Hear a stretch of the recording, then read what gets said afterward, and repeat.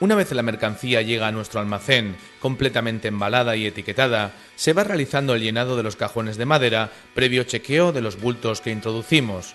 Una vez lleno el cajón, se cierra, se etiqueta con el número de lote, la etiqueta identificativa del cliente y se etiqueta en el pasillo correspondiente del almacén.